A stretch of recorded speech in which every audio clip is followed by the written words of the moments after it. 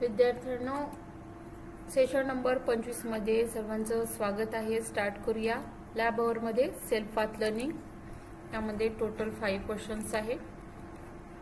Start करूया.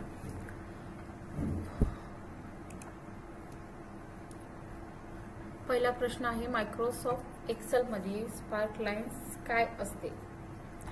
तर याचं उत्तर आहे, करेक्ट आन्सर आहे याचं, डेटा ट्रेंड्स व्हिज्युअल रिप्रेझेंट करण्यासाठी सेलमध्ये एम्बेड केलेले मिनिएचर चार्ट्स. सेकंड क्वेश्चन आहे, मायक्रोसॉफ्ट एक्सेल मध्ये क्विक ॲनालिसिस फीचर काय आहे? तर याचं आन्सर आहे, क्विक डेटा ॲनालिसिस साठी एक feature formatting charts and tables total सारखे पर्याय प्रदान करते.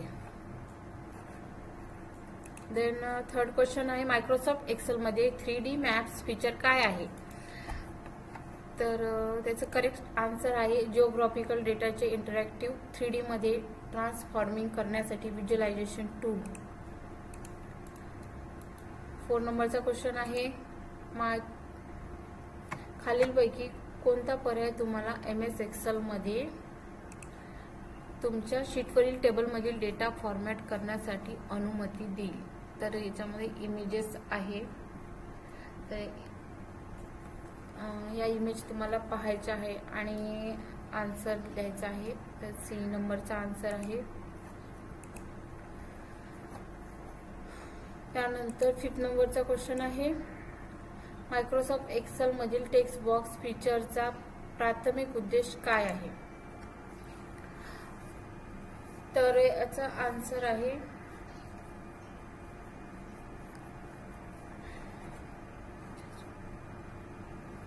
युजर्स चार्ट्स आणि ग्राफ्स यासारखे डेटाचे graphical representation insert and formatting करण्यास अनुमती देते.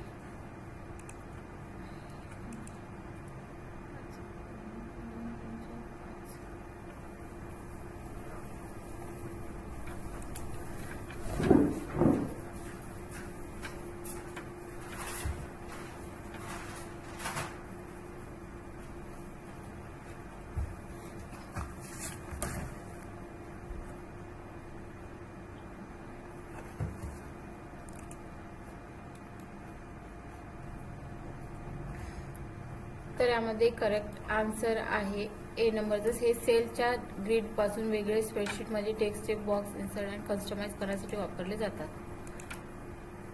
तर यामध्ये आपल्याला सेल्फ पाथ लर्निंग इथे एंड करायचं आहे. त्यानंतर नॉलेज चेक स्टार्ट करूया. नॉलेज चेक स्टार्ट करूया. तर यामध्ये प्रश्न दिलेला आहे, जन्म दाखल्याकरिता अर्ज करण्यासाठी तुम्ही कोणत्या वेबसाईटला भेट दिली पाहिजे? तर यामध्ये आन्सर आहे www.crossergy.gov. त्यानंतर सेकंड क्वेश्चन आहे, जर तुम्ही जन्म दाखल्याकरिता अर्ज करणारे नवीन युजर असाल तर रजिस्टर करण्यासाठी कुठल्या पर्यायावर क्लिक कराल? तर याचा आन्सर आहे general public sign up. Third नंबरचा क्वेश्चन आहे, crossergy.gov.in वेबसाईटवर नवीन युजर म्हणून रजिस्टर करण्यासाठी रजिस्टरवर क्लिक करण्यापूर्वी तुम्हाला आवश्यक ते सर्व व्यक्तिगत तपशील आणि रिकामी जागा फिल करावी लागेल. तर या तिसऱ्या प्रश्नाचं आन्सर आहे, correct answer, captcha code. Then 4 नंबरचा क्वेश्चन आहे, एकदा रजिस्ट्रेशन यशस्वी पूर्ण झाले की तुम्हाला रिकामी जागा सूचित केले जाईल. तर याचं करेक्ट आन्सर आहे, enter a new password and confirm. 5 नंबरचा क्वेश्चन आहे, एकदा रजिस्ट्रेशन यशस्वीपणे झाले की जन्म दाखल्याकरिता अर्ज करण्यासाठी तुम्ही कुठला पर्याय क्लिक केला पाहिजे? तर याचं करेक्ट आन्सर आहे ॲड बर्थ रजिस्ट्रेशन. देन 6 नंबरचा क्वेश्चन आहे, प्रश्नाची उत्तरे देण्याव्यतिरिक्त ॲमेझॉन अलेक्सा इतर कोणती कार्ये करू शकते? तर याचं करेक्ट आन्सर आहे प्रॉडक्ट ऑनलाईन ऑर्डर करणे. त्यानंतर 7 नंबरचा प्रश्न आहे.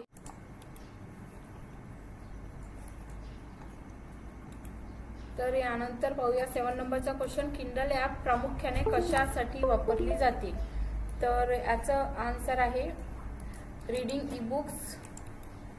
त्यानंतर 8 नंबरचा क्वेश्चन आहे. किंडल ॲपमधील कोणते फीचर्स युजर्सला ई बुक्सचा मजकूर, आकार आणि फॉन्ट समायोजित करण्यासाठी अनुमती देते? तर याचा आन्सर आहे फॉन्ट अँड डिस्प्ले सेटिंग. 9 नंबरचा क्वेश्चन आहे. फोटोमॅथ ॲपचा प्राथमिक उपयोग काय आहे?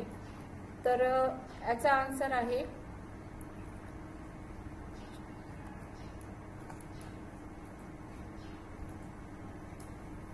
Real time weather updates, scanning आणि गणितीय समस्या सोडवण्यासाठी. त्यानंतर 10 नंबरचा क्वेश्चन आहे. प्लांट स्नॅप ॲपचे कार्य काय असते? तर याचं करेक्ट आन्सर आहे जवळच्या वनस्पती ओळखण्यासाठी. तर अशा प्रकारे आपले पूर्ण क्वेश्चन संपलेले आहे. आणि त्यानंतर स्टार्ट करूया डू इट युअर सेल्फ.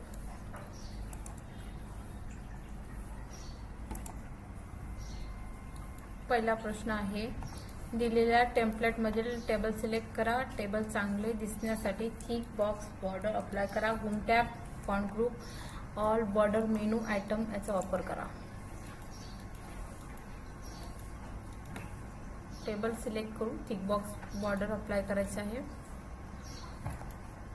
दिलेला टेबल सिलेक्ट करायचा आहे आपल्याला.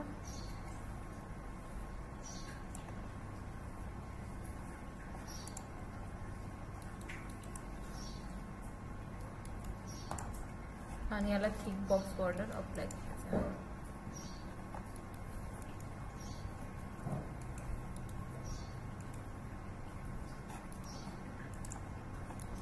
Thick box border.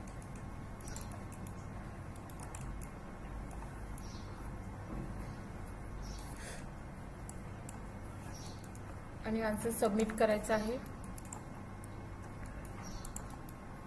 Second question आहे. दाखवण्यात आलेले एक्सेलमध्ये ओव्हल शेप इन्सर्ट करायचा आहे. इन्सर्ट इलस्ट्रेशन शेप्स याचा वापर करू.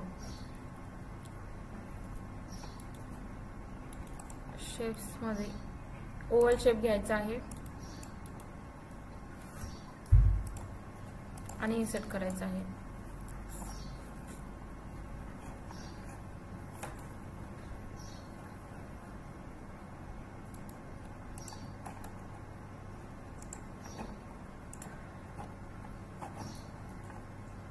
स्टार्ट करूया प्रश्न.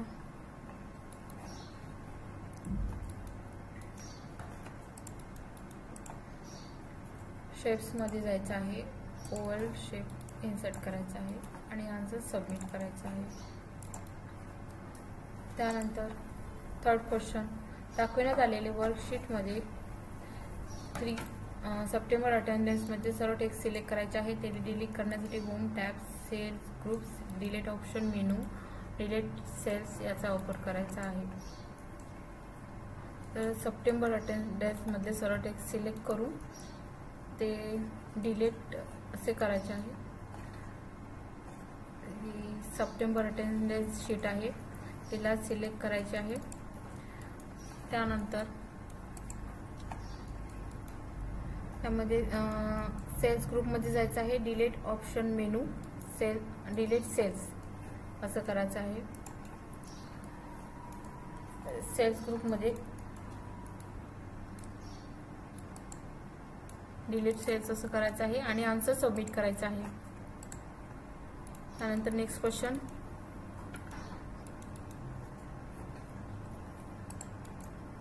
4 नंबरचा क्वेश्चन दिल्या वर्कशीटमध्ये शीट 2 ला जा. लिव्ह टाइप्स नाव असलेले टेबल सिलेक्ट करा. त्याला आउटसाइड बॉर्डर अप्लाय करण्यासाठी home tab, font group, border, menu आयटमचा वापर करा.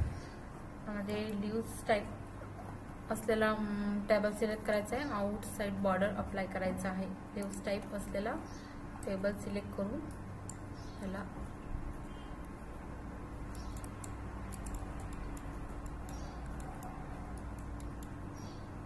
आउटसाइड बॉर्डर अप्लाय करायचं आहे, सबमिट करायचं आहे. 5 नंबरचा क्वेश्चन आहे. दिलेल्या वर्कशीटमध्ये 2 ते 4 रोज सिलेक्ट करायचे आहे आणि सर्व फॉर्मॅटिंग क्लिअर करण्यासाठी editing group, clear menu item यांचा वापर करा. सर्व टेक्स्ट सिलेक्ट करा आणि बोल्ड ऑप्शन वापरून ते बोल्ड करायचं आहे. 2 ते 4 सेल सिलेक्ट करायचे आहे, रोज सिलेक्ट करायचे आहे. अशा प्रकारे आणि त्यानंतर एडिटिंग ग्रुपमधून क्लिअर मेनू आयटम करायचा आहे. एडिटिंग ग्रुपमधून क्लिअरमध्ये जाऊन क्लिअर फॉर्मॅट करायचा आहे आणि बोल्ड करायचं आहे आणि आन्सर सबमिट करायचं आहे. त्यानंतर 6 नंबरचा क्वेश्चन आहे. फिल्टर ग्रुपमध्ये स्लायसर ऑप्शन वापरण्यासाठी दिलेल्या एक्सेल शीटमध्ये नंतर इन्सर्ट टॅबवर जा. आता स्लायसर ऑप्शनवर क्लिक करा आणि फोटो बॉक्स ऑप्शन सिलेक्ट करून फिल्टर लागू करा. शेवटी ओके बटन क्लिक करा. इन्सर्ट टॅबवर जाऊन स्लायसर सिलेक्ट करायचं आहे. इन्सर्ट टॅबवर जाऊन स्लायसर घ्यायचं आहे आणि त्यामध्ये फोटोवर सिलेक्ट करायचं. 6 नंबरचा क्वेश्चन स्टार्ट करूया. फिल्टर ग्रुपमध्ये स्लायसर ऑप्शन वापरण्यासाठी दिलेल्या एक्सेल शीटमध्ये नंतर इन्सर्ट टॅबवर जायचं आहे, स्लायसर घ्यायचा आहे आणि फोटो असं ओके करायचं आहे. ऑप्शन सिलेक्ट करून फिल्टर लागू करा. शेवटी ओके बटन क्लिक करा.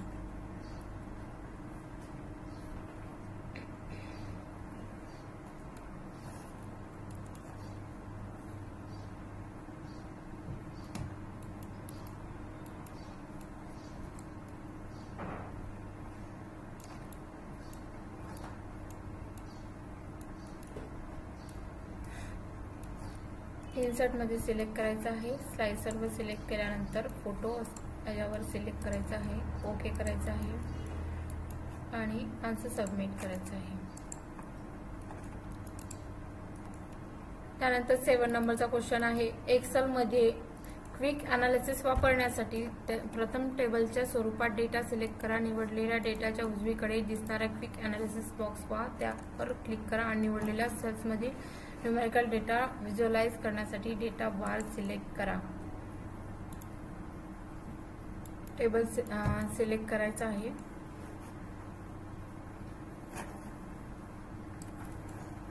टेबल सिलेक्ट केल्यानंतर क्विक अनालिसिससाठी त्यावर पहा आणि निवडलेल्या सेलमध्ये न्यूमेरिकल डेटा व्हिज्युअलाइज करण्यासाठी सिलेक्ट करा.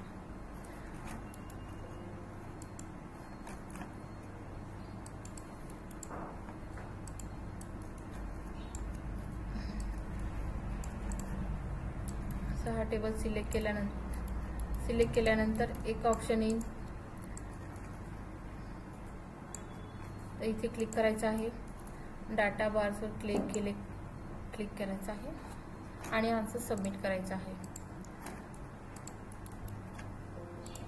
त्यानंतर 8 नंबरचा क्वेश्चन आहे. नवीन मजकूर बॉक्स इन्सर्ट करण्यासाठी दिलेल्या MS एक्सेल फाईलमध्ये इन्सर्ट टॅबवर जा. त्यानंतर तुमच्या शीटमध्ये नवीन टेक्स्ट बॉक्स इन्सर्ट करा आणि टेक्स्ट बॉक्स ऑप्शनवर क्लिक करा आणि जानेवारी टाईप करा.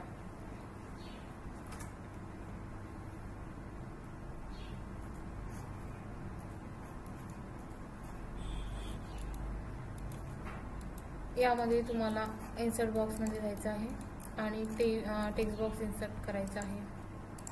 त्यामध्ये जानेवारी असे टाईप करायचे आहे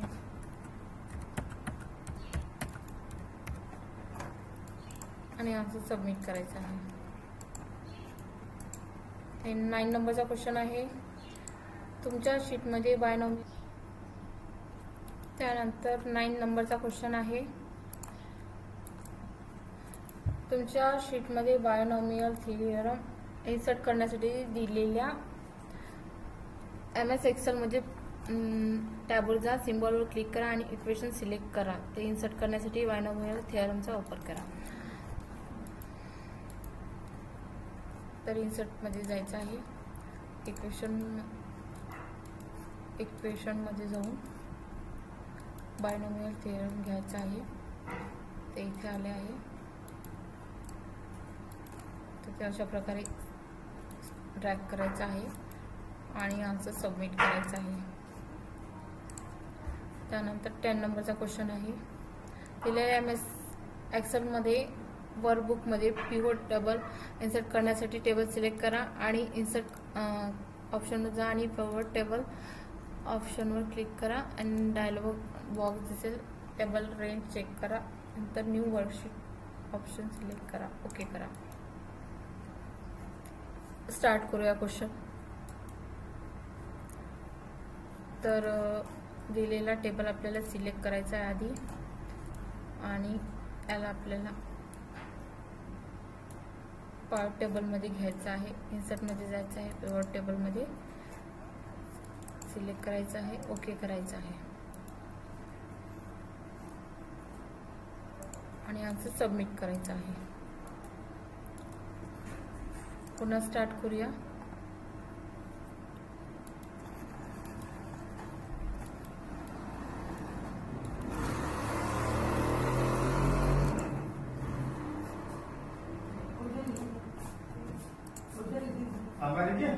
स्टार्ट करूया सिम्युलेशन क्वेश्चन.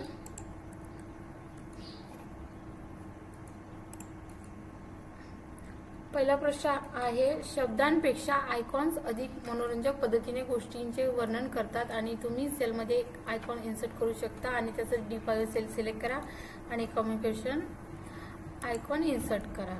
तर यामध्ये आपल्याला D5 सेल सिलेक्ट करायचा आहे आणि कम्युनिकेशन आयकॉन घ्यायचा आहे. इलस्ट्रेशन ग्रुपमधून आयकॉन सिलेक्ट करायचा आहे. कम्युनिकेशनवर सिलेक्ट करायचं आहे. त्यानंतर पहिला आयकॉन सिलेक्ट करून इन्सर्ट करायचा आहे आणि आन्सर सबमिट करायचा आहे. सेकंड क्वेश्चन आहे, तुम्ही सेलमध्ये पिक्चर इन्सर्ट करू शकता. आता C5 सेल सिलेक्ट करा आणि त्यामध्ये कंपनीचा लोगो इन्सर्ट करा. तर यामध्ये C5 हे सिलेक्ट करायचं आहे आणि इन्सर्टमध्ये जाऊन आयकॉन कंपनीचा जो लोगो आहे तो घ्यायचा आहे पिक्चरमध्ये जाऊन आणि सिलेक्ट करायचा आहे.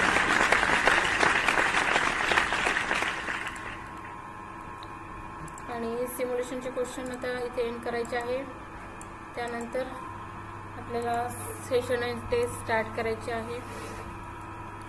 सेशन कम्प्लिशन टेस्ट स्टार्ट करूया. यामध्ये 4 क्वेश्चन्स आहे. MIDI पोर्टचे इलेक्ट्रॉनिक कीबोर्ड सारखी सांगीतिक साधने साऊंड कार्डला जोडण्यासाठीची विशिष्ट प्रकारची सीएल पोर्ट्स असतात. तर याचं उत्तर आहे बरोबर. त्यानंतर सेकंड क्वेश्चन आहे, मॅक OS हे ॲप्लिकेशन सॉफ्टवेअरचे एक उदाहरण आहे. तर हे चूक आहे. थर्ड नंबरचा क्वेश्चन आहे, आपल्याला MSCITचे पुस्तक आपल्या केंद्रातर्फे मिळाले आहे का? तर बरोबर आहे, हो. त्यानंतर 4 नंबरचा क्वेश्चन आहे, MSCIT पुस्तकामधील अभ्यास आपण कुठे करता? तर उत्तर आहे दोन्ही ठिकाणी. अशा प्रकारे एक्झाम आपली एंड करायची आहे. इथे आपले पूर्ण क्वेश्चन्स संपले आहे. Self path learning, do it yourself, simulation questions, तसेच नॉलेज चेक आणि सेशन कम्प्लिशन टेस्ट इथे पूर्ण प्रकारे आपल्या झालेले आहे.